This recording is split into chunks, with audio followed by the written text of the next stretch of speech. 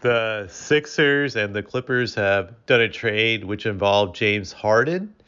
And so the trade was that the Sixers sent, let's see who they sent to the Clippers.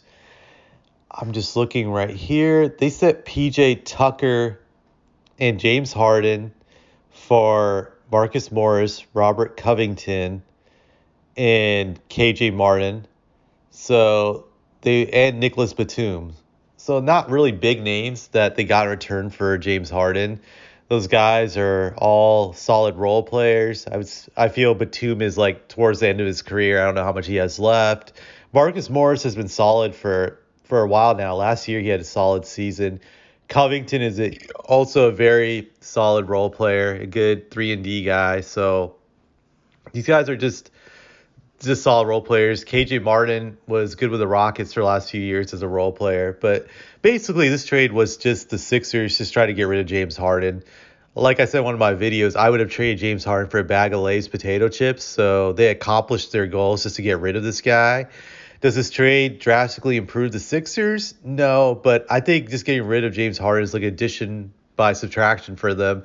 I know they're very high on Tyrese Maxey. He's playing great right now. He's averaging 30 points a game on above 50% shooting. I'm not sure if he can maintain it, but if he continues to play the way he's playing right now, he has a high chance of getting to the All-Star game, but we'll see what happens with that.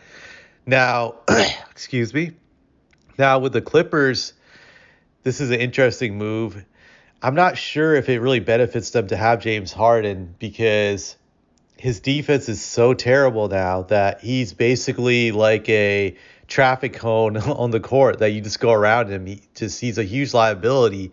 So I'm not sure this was a great move for them. I guess they value James Harden's playmaking skills, which I'll give it to him. He is a great playmaker. He's awesome at that, but I'm kind of shaking my head at this move, just wondering if this is the best move for them to do. I know Harden wants to primarily dominate the ball. So how is that going to work with Kawhi and Paul George? I don't know. I think that could cause a mismatch. And I also think the Clippers suffered by giving up Marcus Morris and Covington. Those are two very solid players for them, two solid 3-and-D guys they just threw away. So I just don't know if Harden makes up for that at his current age. Plus, Harden's not in shape from what I've heard. So again, this is kind of like this is a gamble by the Clippers. It shows to me that they want to win it all, but they don't know how to do it. This is like a trade that I feel like the Knicks would make out of desperation. Just it has you scratching your head. I wonder how this is going to work in the starting lineup. I'm assuming they'll start James Harden with Kawhi and PG. That'll be interesting. This is really kind of mind-boggling for me. I do think it's kind of funny. I'm thinking like if this trade happened like 6-7 years ago with these guys in their primes, it would be an amazing team. But even then, I think there would be clashes between who got the ball. So you have two dominant players in Westbrook and Harden paired with two ball dominant players in PG and Kawhi. So it makes you wonder what type of offense they're going to run, what Tyronn Lue's going to employ for sure. I just don't see the Clippers winning a title with this move. My gut tells me it's not going to work out for them. Maybe they'll win 50-some games with this trade, but excuse me, I just don't see it panning out for them. You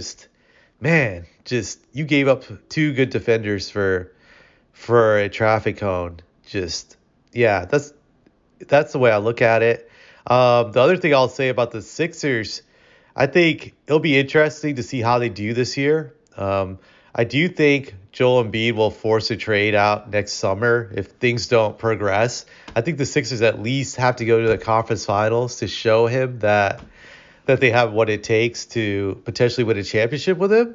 So I expect Joel Embiid to force his way out if things don't go well for him after this season. So keep a lookout for that. I think the Sixers are kind of game planning for a rebuild in that situation, that they know they can get a great trade haul for Joel. So that'll be interesting. That's just my random thoughts about all this.